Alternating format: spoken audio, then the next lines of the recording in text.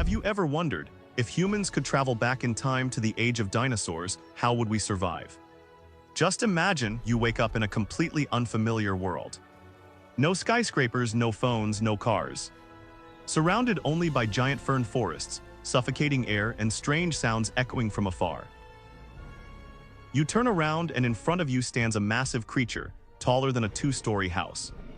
A Tyrannosaurus rex with knife-sharp teeth and the cold eyes of a predator. Welcome to the Cretaceous period, about 66 million years ago, the age of dinosaurs.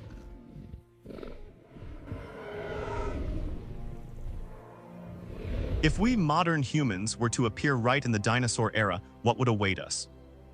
First, let's talk biology. The human body has no claws, no fangs, no thick armor to fend off predators.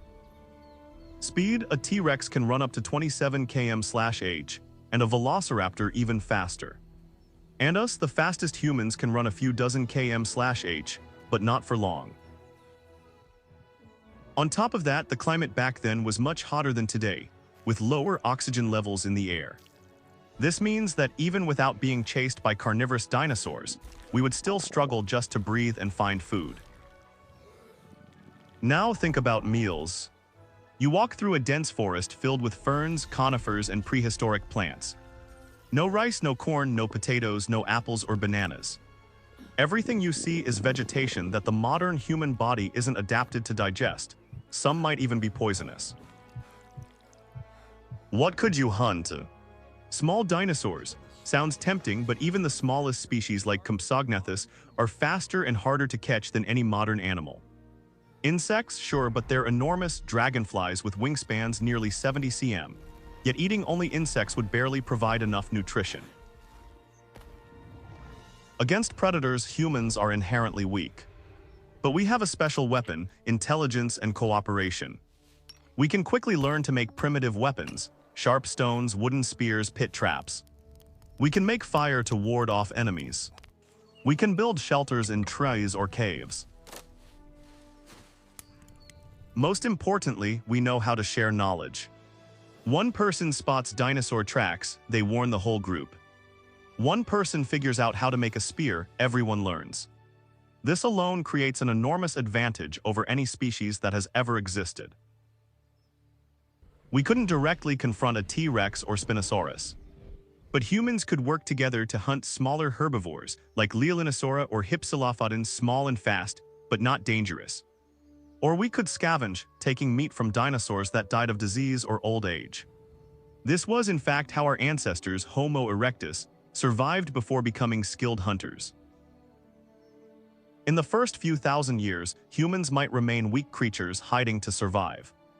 But over time, creativity and learning would help us make better tools, predict weather, and even understand dinosaur behavior.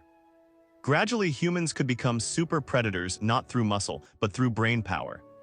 At the end of the Cretaceous, a meteor 10-15 km in diameter struck Earth. 100-meter-height tsunamis, global earthquakes, and a dust cloud that covered the sky for years. Not just dinosaurs, over 75% of all life was wiped out. Would humans survive?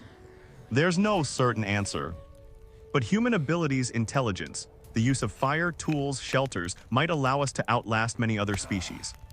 If we survived the meteor, Earth would become a very different place. No more giant dinosaurs, but birds, their descendants, would remain. Humans would rise as the new dominant species, building civilization alongside surviving giants like Dinosaurus, a massive crocodile, or Archelon, a giant turtle. A world where humans and dinosaurs coexist. Even though it's just hypothetical, this story shows us the true strength of humans doesn't lie in muscles, but in the mind. The ability to cooperate and share knowledge is more powerful than any weapon. And in the end, nature will always be stronger than humans, no matter how smart we are. Loudspeaker, what about you? What do you think? If humans appeared in the dinosaur era, would we become rulers or just small creatures waiting to be eaten? Leave a comment and don't forget to subscribe to the channel to explore more fascinating what-if questions like this.